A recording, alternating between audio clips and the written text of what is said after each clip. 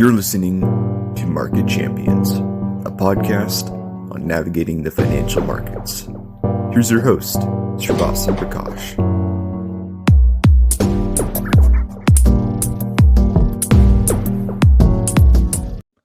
Hey guys, welcome back to another episode of Market Champions. I just wanted to remind you to like, subscribe, and leave a comment. Really helps the page grow, really helps the podcast grow. Thank you so much for your support. And now on to the interview. Hey guys, welcome back to another episode of Market Champions. Today we've got the legendary Jim Leitner, who is the president and the manager of Falcon Management.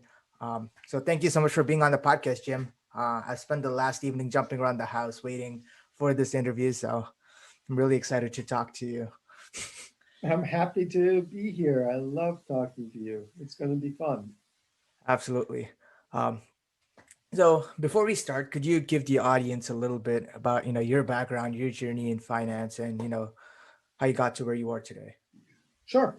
So I'm an American, but I grew up in Germany and in Turkey. My great-grandparents went to Turkey as missionaries, and therefore we had a branch of my family there, and I grew up with my grandparents, which was wonderful because, as you can imagine, grandparents are a lot more relaxed about raising kids. They've already done it once, so there were very few rules in my house. I could stay up as late as I wanted. Life was good. And even after we moved to Germany, things were just much more relaxed than in most families. And finally, I came back to America. I went to college, studied economics, which I found terribly boring. I wouldn't recommend it. Studied international finance at Columbia, ended up as a broker on Wall Street because I needed a job, and that was the first one I could find. And then ended up trading for banks for the next 10 years until I started Falcon in 1991. And traded since then on my own. Got it. Yeah, how have markets evolved from, when you got started on Wall Street, when you were trading for banks, all the way to now, 2021? Big differences. I think at that time there were huge information asymmetries. It was really easier to have an edge than today. There was no internet. Not everybody knew what was happening.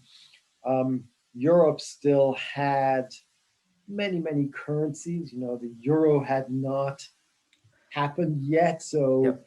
There was a large arbitrage business to be done between different currencies, like the Portuguese escudo versus the Dutch guilder versus the Italian lira versus the French franc, the Deutschmark. There was just a lot going on. And politics was important because Europe was, of course, in this period of trying to integrate more, and they had something called the snake, where they kept all these different currencies within small bands to each other, but they were bands, so they would move to the top of the band, to the bottom of the band, and you could play those relative relationships. And also, interest differentials were very wide. So in those days, you might find like a 6% interest differential between Italian liras and German marks. And there was quite a bit of research done academically on what was called the forward bias, which showed that the forward price of these currency pairs, which is calculated using just interest differential, really did not predict where the currency would go. Yep. So, if it was going to stay stable within bands, you could end up buying the higher yielding currencies, fund yourself in the lower yielding currencies, and really do quite well. Of course, that has gone away more or less. We still track it, but it's just not an important metric right now in terms of trying to make money because the interest differentials have all shrunk tremendously. There's just very little interest differential to be earned. And of course, markets have become much, much more liquid. Many more people are involved. There's all this algorithmic trading, which didn't exist in those days. Um, we still used to trade on telex machines, which are like typewriters that would connect you to central banks around the world. It was just very, very different. Got it. And over time, markets became more efficient, information became much more readily available, many more participants started playing in it, and you had fewer currencies to play in. Got it. And the one thing that you mentioned is, the carry trade, the taking advantage of interest differential. So, as that has gone away, are there any new risk premia over the last 20 years, that have popped up that you find appealing? I wouldn't say there are any new risk premium, but there are the whole idea of factors which have become much more researched and more important. So, like the momentum factor has Yep. become more researched, and I would say almost anybody who is full-time involved in financial markets watches momentum in different ways. You might look at it over a month, over a year. It might be different asset categories. So carry is still a factor, but other factors have risen in terms of importance. Things like quality, things like momentum have become just much, much more important. Right. And your investing style could be described, as a generalist. You've invested in pretty much all parts of the world in pretty much almost anything, right? You've owned index-linked housing bonds in Iceland. You've been an equity partner in a brewery in Ghana, and you've owned options on the euro swap rate. So how does a generalist trader actually go about trying to find opportunity, especially in these vast set of markets that we have today, without having specialist knowledge? So I'm a really big believer that it is impossible to know everything. In the efficient market hypothesis, you can work really hard to have that little tiny bit of extra edge, which then makes the market more efficient.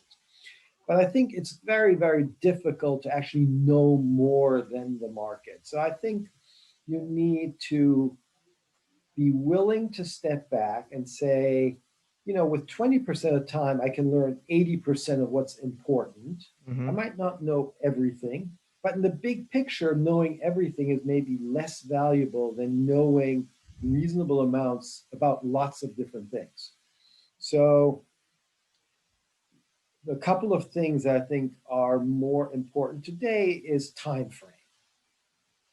Where in the 1990s, because you had an edge, because you might have customers, because you had insight into what the central bank was doing just at that time. You had insight into the politics of devaluations. You were able to take shorter term bets with a reasonable degree of certainty that you might be right. This business is always probabilistic. You don't ever know that you're going to be right. So today, I think, given that in the very short term, we have tremendous number of algorithmic trading, we have a surfeit of information, so lots and lots of people are involved. It's really hard to be a better trader. Um, I think it brings me back to Tolstoy's War and Peace, where the Russian general who beats the Napoleonic armies, and he keeps being asked about, like, what's going on? What are you doing to defend Moscow, etc. His answer consistently seems to be time and patience. And I think in investing, it's a little bit the same thing. You need to give yourself enough time to be right, and you need to be searching around the world for interesting opportunities which the market doesn't want to immediately jump on. So information is freely available. Hmm. We all know that. But it's not acted on simultaneously by everybody. So, for example, we know that with the Chinese bond market becoming part of many of the bond indices, people who are indexed to bond indices are going to over time be forced to buy Chinese bonds unless they decide they want to be off index, Yep. which they won't want to do. So we kind of can forecast and know what type of inflows one might very well see into the Chinese bond market. And that does not immediately translate into price changes. They haven't occurred yet. They will occur over the next 6 months, the next year, the next 2 years, the next 3 years. And as those flows happen, the value of the Chinese yuan ought to slowly go higher. If you look at Chinese equities, they're a tiny fraction of the global market cap of equities. Say they're about 3.5% of global equities. But Chinese GDP is much higher than that, right? As a fraction of global GDP, Yep. it is in the teens. So if one thinks that over time GDP and equity market cap is not linked for a day trade, but in the big picture, small economies are going to have smaller market caps, large economies are going to have larger market caps. It kind of makes sense to think over time there's going to be inflows into China into the equities. And then you have to do research and think about, is it cheap, is it expensive, what do you think about the politics? Do you think that political risk is increasing, decreasing, etc.? And the nice thing about doing that is that it keeps you away from the algorithmic trading. Like, you're not trying to compete with a computer, which is much faster than you, which can look at many more data points more quickly. You're trying to take a view on what is happening over a 1 year time frame, over a 2 year time frame. And it kind of reminds me of venture capital investing, which is driven by many fewer investments, but looking at a wide variety of investments, and then kind of slowly narrowing your focus to, okay, here are 6 investments that I really like, and I've looked at 120. And if you can do that in the macro world, you'll avoid making as many mistakes, because part of the idea of being successful is to be right and not to eat yourself up on lots and lots of small mistakes. Be right in the big picture as often as you can. And when you are, don't lose your profits by lots and lots of small paper cuts. Yep. In China, a long time ago, they used to have death by 1,000 cuts. Yep. And we laugh about that here when we do dumb trades and we say, oh, like, there's another paper cut. Like, why did I do that trade? Because an investment bank called and said, oh, we're very excited about the Mexican peso. It's going to keep going up now because, good things are happening. And the election that we just had in Mexico 10 days ago is politically a positive. And immediately the peso started rallying. And then, for the next 3 days, it just gives up the ghost. And then we have the Federal Reserve kind of surprising the markets with bringing forward some of the rate rises in the dots. And suddenly it's, oh, I'm not sure I should be in Mexico. Why am I there? Is this really a 1 year view? So, I try very hard to follow Tolstoy and have time and patience. Got it. Not to overtrade. Yep. And you've also in your interview with Stephen Drobny in his book Inside the House of Money, you've described The Economist as a great place to actually find information. So do you still hold that view? And if so, how do you actually go about converting a news story into a trade? I do hold the view that something like The Economist is really interesting because it tends to touch on such a variety of subjects. And one way to be different from the market is to allow yourself to look all around the world and to think about what politics and economics and psychology might mean in settings that are not as clearly defined as what most other investment managers do. So if you are an equity investment manager for US value stocks, then you don't really look at what is going on in Chile. Has the Chilean peso appreciated by enough compared to copper? We've had, in Santiago, riots in the streets a year ago, and the peso was hit. Was that reasonable or not? Was this going to be a negative or not? We just had, an election to choose kind of the people who will draft a new constitution. What is going to be in that constitution? That's the kind of stuff you're going to read about in The Economist that can give you what in German is called a Denkanstoß. Denkanstoß means a push to think a new thought.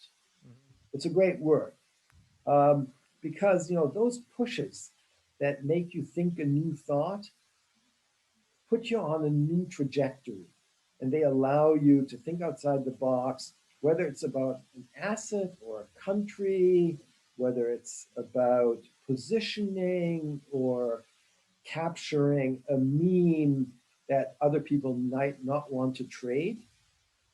I think it can just give you that idea of where to dig deeper. So something like The Economist is great.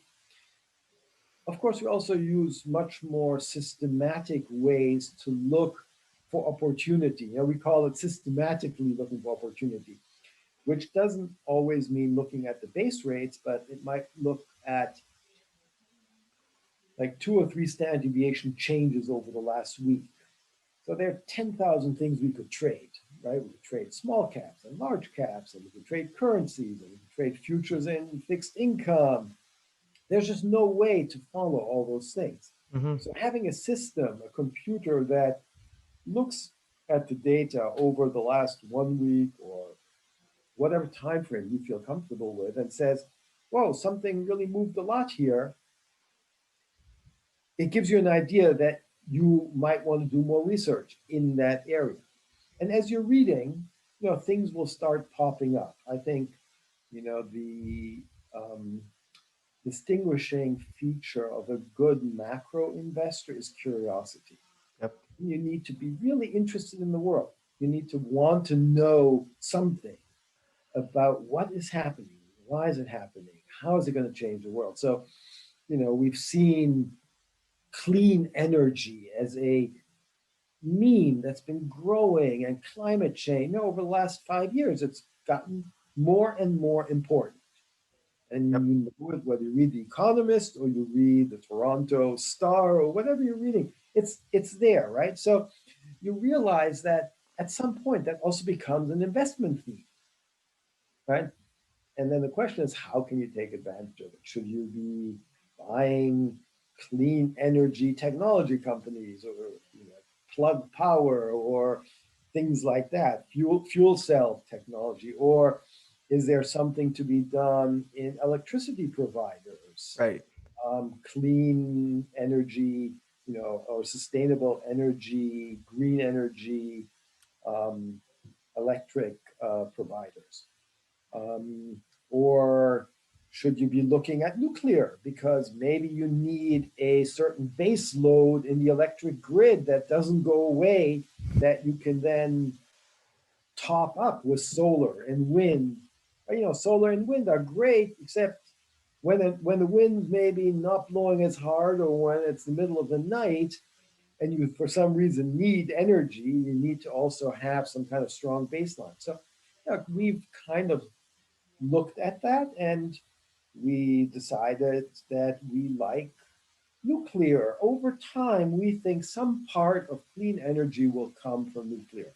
Yep. Like in France, 75% of electricity is made by nuclear power plants. They've Right. never had a problem. We've had small problems in other countries. We had one large problem In Japan. in Japan, but even in Japan, that problem wasn't created because of the nuclear power plant. it actually more The people earthquake. were hurt trying to escape the tsunami and being nervous about what could happen. There was actually not that much radiation leak that Yep. injured people. So, I think over time, nuclear is going to be an interesting place. Mm-hmm. So that makes us look at research on nuclear. But what does it take to have a nuclear power plant? Uranium. Oh, okay, where does it come from? We look at what countries are mining uranium. Canada is, Kazakhstan is. Who are the best miners? Okay, there is CCJ. And we take a position in CCJ, not because it's a day trade, but because we think over the next 4 or 5 years, prices for uranium are going to start slowly increasing again. They were up in 2006 at over $100. Now they're down at 30. They were as low as 20-ish. They're starting to bounce up. We like the idea that it shows momentum towards the upside from a very low base. At this price, these companies are not making a lot of money, but if the price went back to $50, CCJ would probably be at 50 instead of being at 20, and that would give us a pretty nice return. The other thing we do is we look a lot at optionality. Yep. So since you always want asymmetric bets, right? If you buy a stock, it is asymmetric in a certain way because it can only go to zero. Mm-hmm. And we don't know how much it can go up. It can go up 200%, 500%. But with options, you can make that even more precise, right? You know exactly how much premium you've invested, and then you can model what you are forecasting for the price of the underlying a year from now, 2 years Mm-hmm. from now. And then, of course, you can get relatively large returns on the premium invested compared to even the underlying. So let's say you bought CCJ at 20 and it only went to 30. Well, you made 50%, but if you bought an option struck at 20 that cost, let's say, $3 or $3.50, that would suddenly be worth $10, Yep. right? And so you'd actually make 300%. I mean, 200% profit. Your 3.5 would turn into 10. So, we love using options because they allow us to sleep well. We know exactly how much we're going to lose. We tend to think that our options portfolio, when it gets to 10% on any one idea, is fairly large. It's not that we then necessarily cut it back, but if we invested 3 or 4% and it goes to 10, we start thinking about maybe we should be taking some profits, maybe not. It depends what the idea is, how far we think it can run. So, in terms of risk management, using options has been quite successful in general. Yep. In terms of position sizing, we tend to start with the Kelly criterion. So Kelly criterion tells you as a bettor what the optimal amount is you should bet. It was developed by a guy who was a gambler who went into casinos and would bet on card games, and he wanted to know how much he should bet. Mm-hmm. And the math is not that difficult. We wrote a little program. We basically have to have an idea about what is the maximum downside on this trade, what is the expected upside, what is the expected downside, and then it will calculate what the optimal allocation is. Now, the optimal allocation is clearly quite risky, and we find way too leveraged in general. Mm-hmm. So we use 1/10 of the Kelly optimal number. And that has worked well for us. We think that gives us a good idea. And it also means that when you have 5 or 6 different bets, you think of each bet in the Kelly criterion. If you actually invested the Kelly amount, you'd be totally leveraged. Yep. And you don't really know how correlated some of these bets are. You may run a historical correlation, but that doesn't tell you what the correlation is going to be over the next period, Mhm. right? So we use 1/10 of Kelly, and it gives us a good idea how much we should be investing in these kind of things. Got it. Got it. The other thing that I think it brings us back to is, one of the ways we think about the world I mentioned earlier is probabilistic. And I think it's really important before you put on real investments, not just like a day trade, but for real investments, to think about the probability distribution that you expect. So if you like the Brazilian real because you say, well, they're starting to raise interest rates, commodity prices are high, it's still pretty cheap, and everybody's kind of fair value metric. And what we do instead of calculating the fair value ourselves, we just look at all the bank's fair values and average them. We kind of figure they're paid enough to come up with what they consider good models.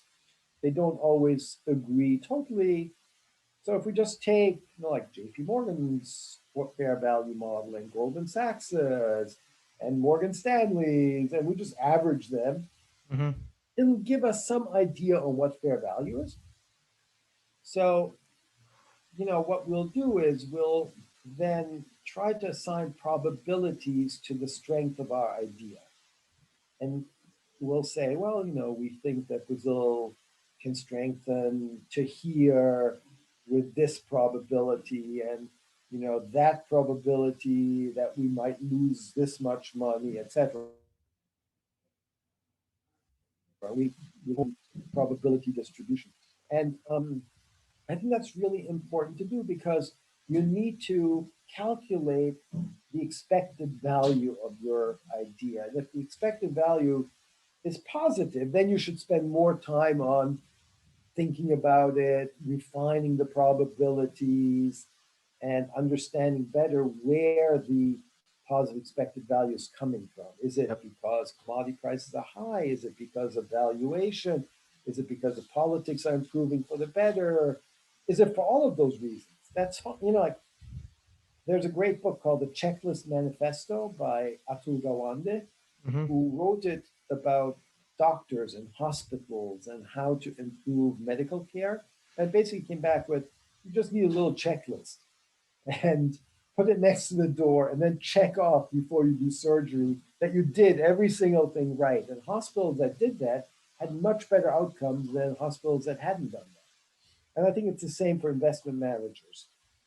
Just have a little checklist that you do where you calculate things like the expected value, you look at the probability distributions, you think about what might make you wrong, and you do the Kelly criterion to see what would be the optimal amount, Right. and you take notes on it. And then, there's another book called Super Forecasting Hmm. by Philip Tetlock, which is a great book on how to be a better forecaster. And one of the things that he mentions is that you have to continue updating those probabilities as new information comes out. So, we started buying Brazilian currency when it was at 525. And it first went against us to 532. And today it's 505. So that's good. It's gone our way. Hmm. But now is it the same bet? It's really a different bet. Do we still think it's going to go from 505 now to 480, 470, or do we change what we believe as prices have changed in our favor? There's been confirming evidence, which has been the central bank has actually raised interest rates. Hmm. That's good. That was something we had expected. It's happening. Check. That's good. Are they going to raise interest rates further? Well, we need to rethink that. Is it already reflected in the price now? Then, it's not going to help our position as much as the first raises did. So I think, using both the checklist manifesto to create a checklist for yourself, and it might be different for every person. I think it always should have this positive EV, expected value. It should always have a Kelly criterion. It should always have the probabilities that you think you're going to be right and how right are you going to be. But there might be a lot of other things as you are involved in markets that are not macro markets. For example, if you are somebody who really follows technology, like, part of your checklist might be, does this company have a moat? Does this company have a technological advantage versus its competitors? Which on a country level, I don't really do as much. I might say, okay, Brazil is a commodity exporter. I don't need to compare it to Turkey, which is not a commodity exporter. Yep. But in general, it's different from doing company analysis. Got it. All right, you're up. What else do you want to ask me? So you mentioned super forecasting by Ted Locke as a great book on pretty much forecasting and probability. So what other books have actually helped you to think about investing in probabilistic terms? I liked the Black Swan and Fooled by Randomness and Anti-Fragility or Anti-Fragile. I'm not exactly sure what the name is. Anti-fragile. Paulette books. Anti-Fragile kind of confirms the idea that you want to be long optionality. You want to be long options because even when you're wrong, yes, you're going to lose your premium if you're totally wrong. But there is another confounding factor, which is this thing called volatility. Yep. So we were initially wrong last year. In January of last year and in December of last year, we bought S&P calls for, hold on one second. Okay. We bought S&P calls at 3,500 strikes. And that time, actually, we bought them in September. And at that time, the S&P had just broken 3,000. And, they were digital options. I don't know if you know what digital options are. They are kind of options that are also called bet options. So you get paid 100% of whatever you wager. And for that, you pay a certain percentage. So let's say we paid 16% for a 3,500 strike for December of 2020. That will pay us, say, $1 million. We paid $160,000 for it. Well, then in February or March, once COVID hits, the markets collapse. Yep. Of course, those options seem much less valuable. And I would have thought that they'd virtually gone to zero because at some point the S&P is suddenly trading at 2,300, way far away. But volatility had increased so much that really they'd come off, yes, but much less than I'd expected. And I think that kind of was part of the anti-fragile argument of being long volatility, being long optionality to help, even when you're wrong, in your portfolio. Because things do happen. I mean, as he writes, black swans happen. I'm not sure how many black swans we see. In finance, we don't always have normally distributed events. We have these fat tails. More things happen than you expect. But using those books always encouraged me to be long dated optionality. And we tend to look at like 1 year to 2 year options a lot because over that kind of time frame, a lot of things can happen. Yep. So the world changes. People don't expect as much as actually ends up happening. Yep, got it. So if someone wanted to talk to someone about currencies, it would be you. So What is your advice or what is your process for actually going about assessing opportunities in the currency market? It's no different from assessing it in equity indices. It's the same kind of thing, except maybe driven more by politics than in equity markets generally. So many countries seem to manage the exchange rate a little bit.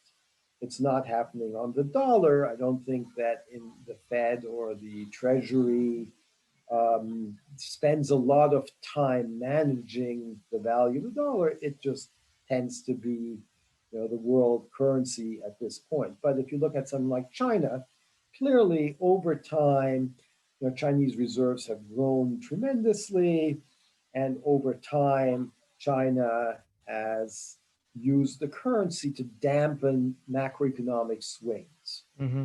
So I think politics there is important in that, we just went through this idea of trade wars with China under Trump.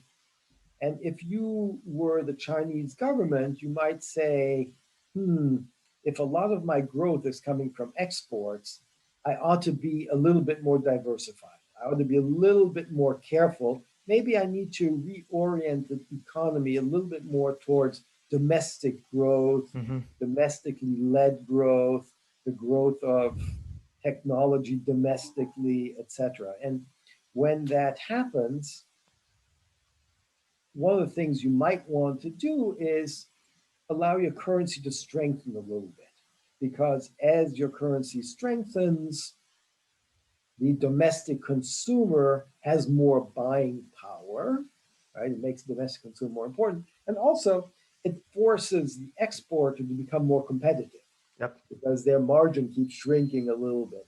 So I think in the big picture, the fact that China has announced that they have what they call a dual circulation economy, dual meaning focused on exports and focused on the local domestic market, Mm-hmm. means that there is a tendency to allow the currency to strengthen over time. We also know that China over time wants to be regarded as a major power. Right now, the world has been thought of as a unipolar world with the US being the superpower that is slowly being maybe replaced. And the only other power that seems to be slowly exerting power is China. And we've never in the past had a major country, try to depreciate their currency. It might have happened with the dollar over time, when we allowed the dollar to depreciate. However, in the big picture, China, I think, wants a stronger currency. They want to internationalize that currency. They want to allow the rest of the world to use the Chinese yuan as a reserve currency. They want to influence people and integrate people into the domestic capital market. So they want inflows into the Chinese government bond market. They're slowly liberalizing the capital markets. Over time, I think that politics drives a stronger yuan. So that to us means that we should have long Chinese currency positions.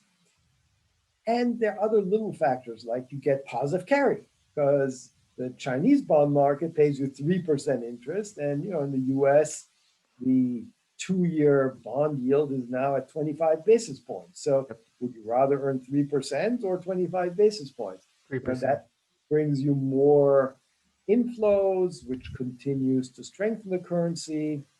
So I think that over time, that kind of thinking helps you look for the type of bets, even in currencies, not just in equities or in equity indices. Got it. Now, when you think about liquidity in the market, do you have any sort of quantitative liquidity measures, to think about areas of the world to allocate to. So, for example, we've seen China's supposed tightening of liquidity. So, would you look for opportunities in bonds in China to help cover downside exposure? Now, how would you go thinking about it? You know, I think liquidity, there are two different kind of aspects to liquidity. One is the actual liquidity in a market. To us, Hmm. that's really not so significant in terms of liquidity to be able to buy or sell things. Like when I was investing in African equity, there was very little liquidity. If you could buy it cheaply enough and you held it long enough, you could probably sell it for more money. Yeah. And that was the idea. It wasn't um, a factor that I knew I could sell it the next day.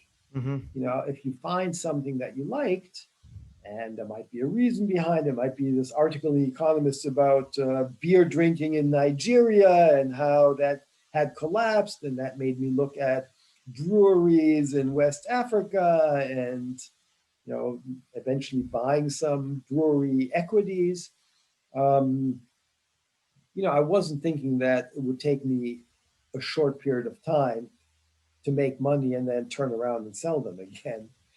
Um, Liquidity in a macroeconomic sense, I do think matters. I do think that there is a link between central banks providing a lot of liquidity to markets and markets being upward drifting and more stable on the downside than they would be without that liquidity. So with central banks having provided a lot of liquidity by buying bonds, so doing quantitative easing, Hmm. if they continue to do that, we believe it continues to support equity valuations.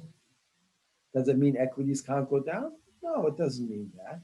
But it means that more money is coming into the system. Some part of that money ends up finding its way into assets. It's not all just sitting on banks' reserves. Now, we look at M1 and M2, especially M2, which has grown quite dramatically in the US in the last 12 months, Right. 18 months. It used to grow at like 5 to 6%. It's now grown by about 24% or so in the last year. Has that supported markets? I think it has. And we also tend to think of that as a way to think about market valuation. So the last time we saw a real bubble in the equity market, I think happened during the dot-com bubble. Hmm. And during the dot-com bubble, the ratio of M2 to the S&P was much higher. It was about 50% higher than it's today.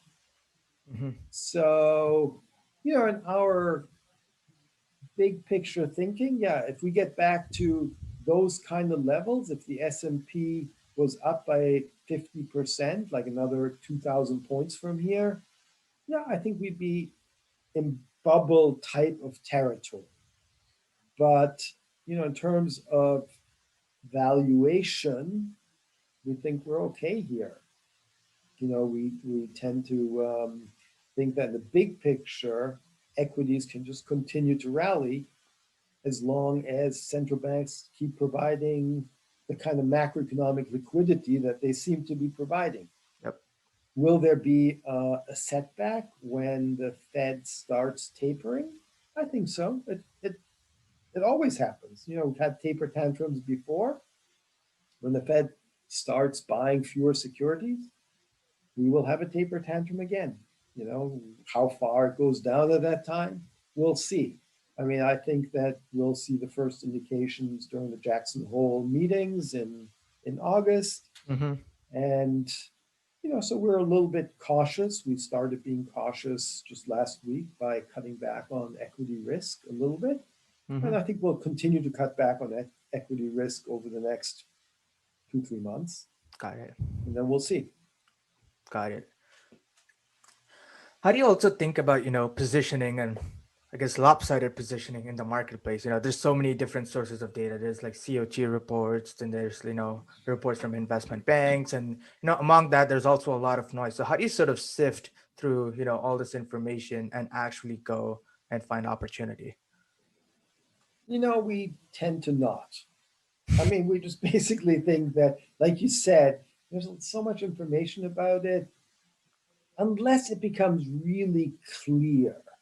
Like if I'm talking to a bunch of investment banks and they all for weeks have had clients buying the same thing. Everybody's buying euros. Everybody says the euro is going to go higher. Everybody's research is saying that we're going to 125 and we're trading at 120.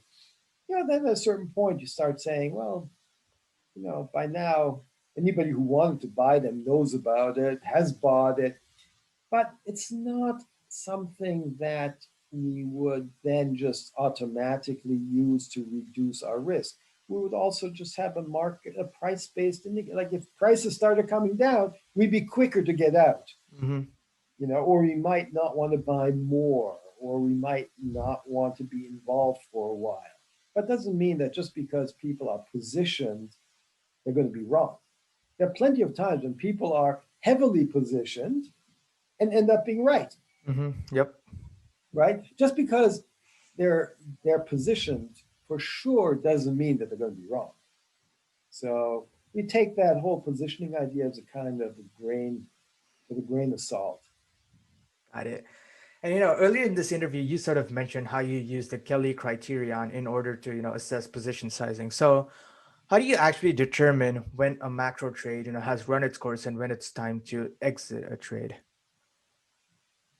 When we put the trade on, when we use options, we have a strike price that we have thought about as our target. So, when we started doing the Chinese currency, we started doing it, I don't know if it's now about a year ago, 9 months ago. It was when the Chinese currency broke from above 7 to below 7. So it was at like 720-ish, and then it went down to 710, it went to 7, it went to 695, and we started saying, this is interesting.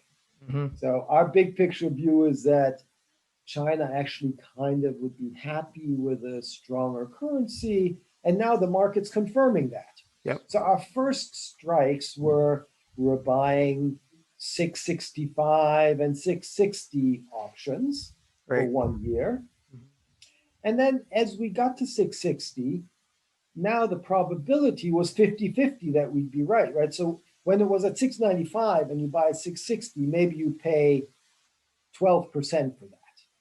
Well, when it gets to 660, that thing is worth 50% because it's a 50-50 chance. It could be higher or lower, at this point. I mean, most things are 50-50 chances at today's price. So at that point, we made on those positions, say 4x. We'd spend 12, they're trading around 50. So let's say they're 48 to 53. We could sell them at 48. So then we have to make a decision. Do we want to keep these because someday they're going to be worth 100, or do we want to buy new ones with a strike of 645 and 635 and 620, and how far forward should we go?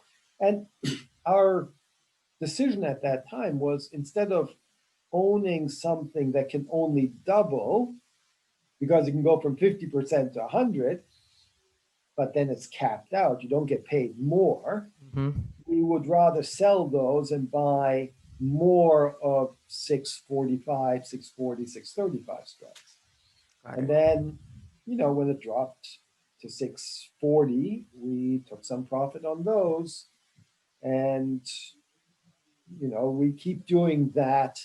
As prices reach our strikes, we think about, do we want to have this position for another double? Or do we think it's going to continue so we can do better than just making a double? Got it. I mean, a lot of it has to do with time frame. We think, has this bet run its course price-wise and time frame-wise? And take something like the Chinese currency, we think that that is a multi-year bet. So if we started doing it 1 year ago, we still have 3, 4 more years to go. Now, we also think that now during the summer, things are probably not going to progress more. So we're happy to take profits and then sometime towards the end of the summer, reinvest and have bigger positions again. I mean, you don't have to constantly be invested just because you think something is a multi-year process. You can just reduce risk. We just saw this idea that the Fed might be moving a year earlier, raising rates from 2024 to 2023 over the last 3 days since the Fed meeting on Wednesday. Mm-hmm. So, does that mean the dollar could go up a little bit over the next couple of months? Sure. I mean, why not? We're not day traders. We're not really any better than the market at short-term moves. Right. I think the question is, in the big picture, where are things going to end up? And I think in the big picture, the dollar is in a declining trend versus the Chinese currency. And so at some point, we're going to reestablish bigger position. But right now, position is actually slightly smaller than it was 2 months ago. Right. Got it. And now, how much of the market is actually driven by short-term flows from speculators versus actual long-term macro fundamentals? Oh, I think a lot more short-term flows drive price action than long-term drift. But I think long-term drift is where you make your real money. Mm-hmm. Especially when you have options that can pay you like 5x, 6x. So if you paid 15% for a currency option that's going to mature in 3 years, well, if you're right, you're going to make 100%, right? So you can make 6 times your money. Yep. Right. So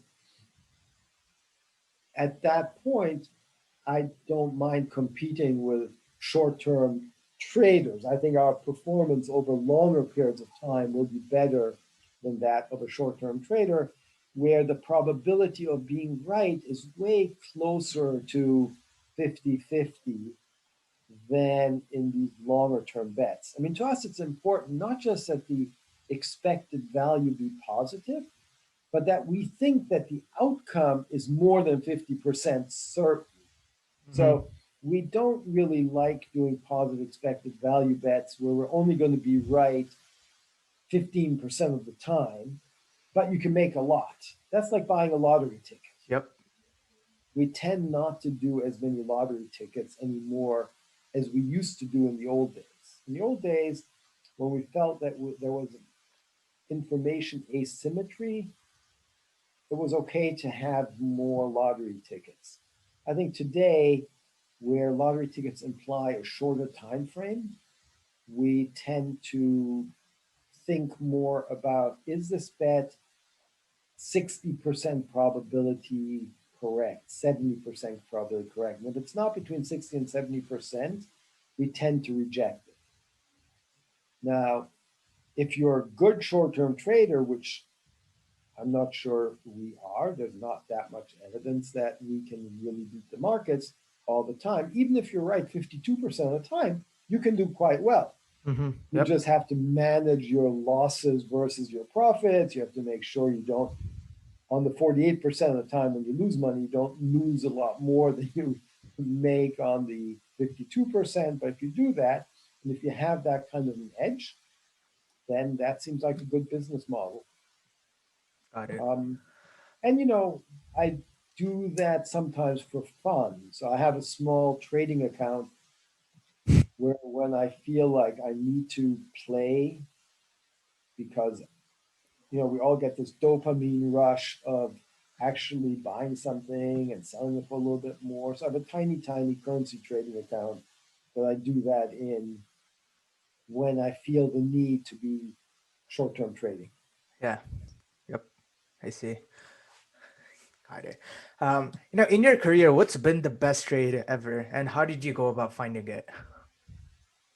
Oh, it's really hard. I'm not sure what the best, I mean, the best trade, the highest return trades were investing in Russian equities early in the 1990s. So we had a political change. There was the Soviet Union Collapsed. in 1990. It breaks apart into 10 new countries. Mm-hmm. And I was tremendously impressed that there was so little violence. When things like that happen, countries don't just break apart. Normally, there's somebody who says, no, we're not going to, like the army might say, oh, we're not letting that happen. We're going to force people to stay in one country. So when that happened, I became super interested in what was going on in Russia. I started being very close to the political news. I went to Moscow and St. Petersburg. I visited and I started buying Russian equities in 1990. Mm-hmm. And by 1996, they'd all gone up tenfold.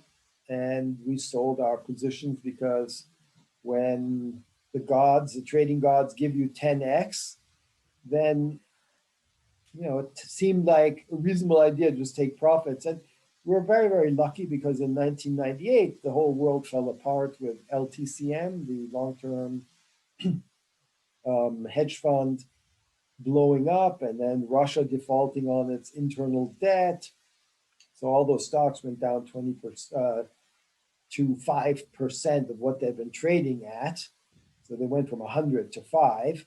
And then we reinvested again, and they went up tenfold again from 1999 to 2003. Wow. And an interesting part, I think, actually happened around 2001, 2002, when I was thinking of taking profits. And I was reading an article on what are the books that Russians are reading. There was an article in some magazine about the bestseller list in Moscow. And on that bestseller list, there were a lot of crime stories written by a guy named Boris Akunin, who wrote about the Tsarist inspector. And so I bought a bunch of them and I started reading them because I wanted to know what were Russians reading. And the story was about a Tsarist inspector who is incorruptible. And it made me realize that Russians themselves were really against all the corruption that was happening. The people themselves were.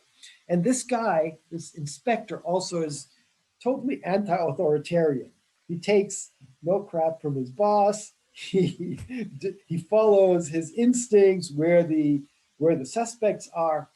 And it gave me this idea of what Russian people really wanted. So it made me stay in the market an extra 18 months before I sold, and probably made me several $1 million more than I would have made not reading a book review, which just shows you that your ideas don't have to come from reading the financial press. Yep. A lot of things come from thinking about the psychology, thinking about the literature, thinking about other ideas that have impact, maybe not in a direct way on finance, but especially in the macro world, that make a country more or less attractive. Mm-hmm. And if the country's more attractive, there's going to be more capital inflows. Yep. Yeah. If you could only look at 3 data points or 3 indicators to make investment ideas, what would you choose? Just curious. Investment ideas, well, that's really hard. I would say I would want to know about technology. I think in the big picture, technology drives change in the world. Mm-hmm. And a lot of it is for the better. And if you can identify who has an edge, then that helps you in identifying a specific technology-led investment idea. Now, that doesn't have to always be a tech company. It could be. It could be the XLKs, which is all the tech companies in the US, but it can also be TSMC in Taiwan, for example. So I would want to understand, what does a country think about technology? if I'm looking at it from a macro perspective, is a country encouraging technological innovation or not? So, for example, right now in the US, we're starting to see some pushback to the super large FANGs, which have become like utilities. They just print money, whatever the economy does, it seems like. The Microsofts, the Facebooks, Google, they are just very, very large. And, if you look at the history of trust busting, it tells you that maybe a good idea is to keep companies that are that powerful a little bit smaller. Yep. And that seems to be happening in China right now. So that could be a positive for China. It could be a negative for the US that we've allowed these companies to grow too powerful. So that's one thing. The other metric I would look at is democracy indicators. So that's kind of off the beaten path. But I tend to look at how is a country treating women's empowerment? Is the country trying hard? So I look at Taiwan versus China. And on almost every metric that measures democracy indicators, Taiwan beats China. Mm-hmm. So it looks better in terms of women's rights. It looks better in terms of less corruption rather than more corruption. It looks better in terms of freedom of expression and association. It looks better in terms of rule of law. And that would tend to make me be a happier investor in Taiwan rather than in China. And we actually are long the Taiwan country index, which over the last 5 years has actually outperformed the Chinese equity markets quite substantially. If you look back 5 years, if you'd been long the Shanghai Composite Index or the TWSE, the Taiwan Equity Index, the Taiwan index outperformed the SH comp by about 90% in the last 5 years.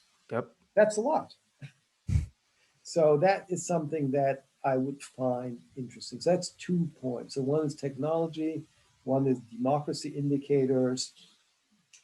And what other data points? Really hard. I think there's like a lot of small ones like valuation, momentum. I think mainly momentum. I would think about how is something starting to move? Is money flowing into it? Is it showing up in prices or not? Got it. What are some things that you wish you implemented earlier in your trading career? And what are something that you've realized don't actually matter as much as they do, as you thought earlier? Well, I think I was not good at implementing a checklist earlier. I mean, I read the book, The Checklist Manifesto, 10 years ago, at least, and I didn't actually sit down and make a checklist. But much more recently, number one. Number two, what I should have done, and which I hope your listeners will do, is keep a trading record. Like over so many times, I have traded in at least 50 countries around the world. I've traded in the most exotic places and currencies, and I've done Azerbaijani mana, I've done Chilean equities, I've done West African stuff. I've done all kinds of interesting stuff, but you tend to forget why you did the trades. You tend to not learn enough by not being able to go back and say, was I right? Was I wrong? Why did I do this trade? What can I learn from this? I think it's super important to have a trading kind of like a little booklet that you keep for yourself. And you say, I'm buying XYZ. Why am I buying it? So it's kind of like doing that checklist for each trade, but actually keeping it up to date and making sure that you adjust the probabilities as they change, and then being able to look back and learn. Did you do it right? Like as the probabilities change, did you change them correctly or incorrectly? And I think if you allow yourself to learn, you will be less confident about your own judgments. You will start seeing that you're wrong much more often. You tend to forget the times you were wrong, and you tend to remember the times you were right, which is a very human emotion because the times you're wrong were painful and you probably want to forget them. And the times you were right, you had that dopamine um, explosion in your brain that made you feel great. And you say, oh, that was a wonderful trade. And you remember those. I think it's super important to not have hubris, to constantly analyze how you went wrong and to understand how lucky you are in this world. Number one, that you can actually do all this trading and that you have the systems, etc., but also just that you're in the right place at the right time and that you can go out and make a fortune having a wonderful time, a wonderful life, learning every day and being curious and not falling prey to overconfidence. So I think it's really important to constantly push back to the overconfidence example that we all tend to fall prey to. You know, the idea that we are better than average is well documented. You know, when you do a survey of people and ask them about, are you a better than average driver? Like 92% of people think they're better than average, which obviously is impossible. 50% have to be worse than average. Yep. So it's hard for people to admit that, but I think it's important for us to know that it's really hard to be better than average, and you should work at it, and always take that into account. I think another interesting thing that has been happening recently is the idea of the retail investor becoming more and more important. So over my lifetime, people always focused on institutional investors. Yep. What are the big investors doing? What is CalPERS doing? What are the smart big hedge funds doing? And you try to listen and meet people and talk to people and read. And more in the last year and a half, retail investors have become important. So what I call the Robin Hood phenomenon has become something that definitely has an impact on markets and certainly on small cap equities. And there's some interesting research that has come out on, Robinhood has 0.2% of market share, but was responsible for like 10% of the volatility on small cap stocks.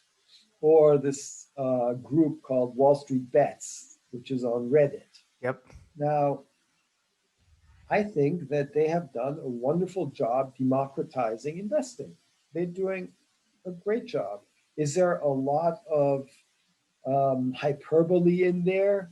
Yes, but it's funny how supportive they are of each other. I mean, I tend to read it at night before going asleep just because it makes me happy and makes me laugh when I see, how apes, as they call themselves, how apes are supporting apes, and how they have diamond hands.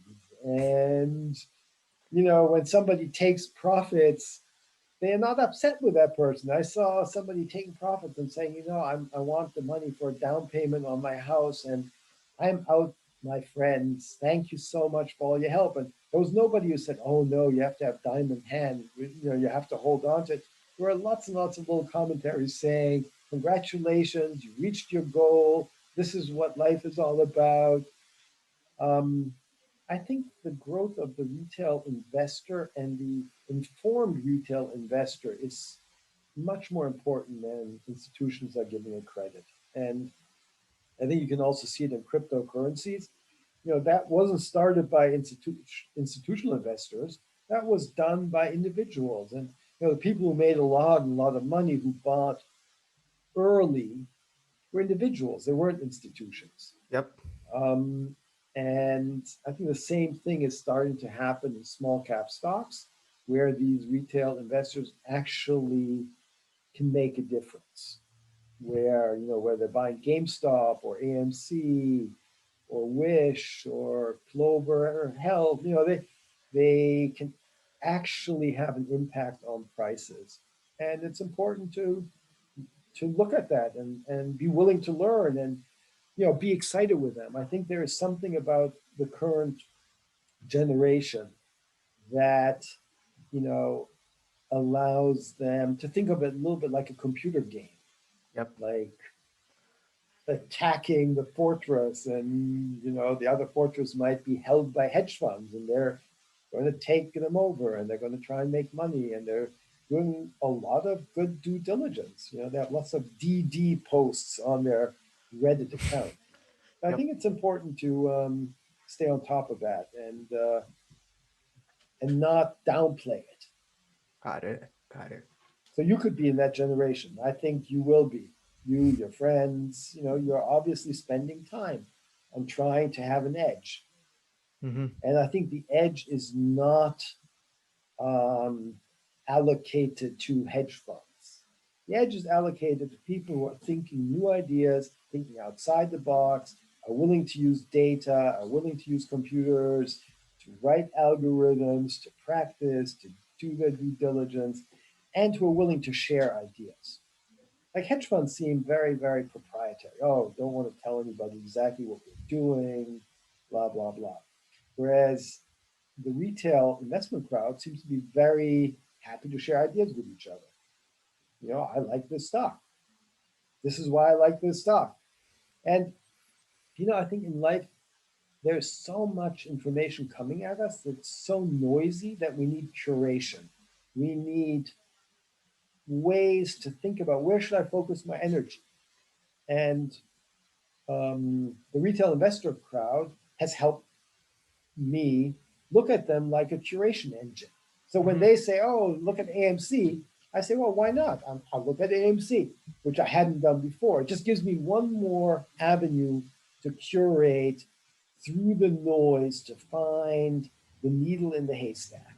Mm-hmm. Because there's just too much noise coming at us every day to be able to intelligently find investments without somehow curating the noise to find information. Got it. Jim, thank you so much for a terrific interview. Thank you so much for being on the podcast. It was awesome having you. It was great to be with you. Thank you for asking me. I had a great time. And if you have any questions, feel free to call. My email is jleitner@falconmgt.com. If anybody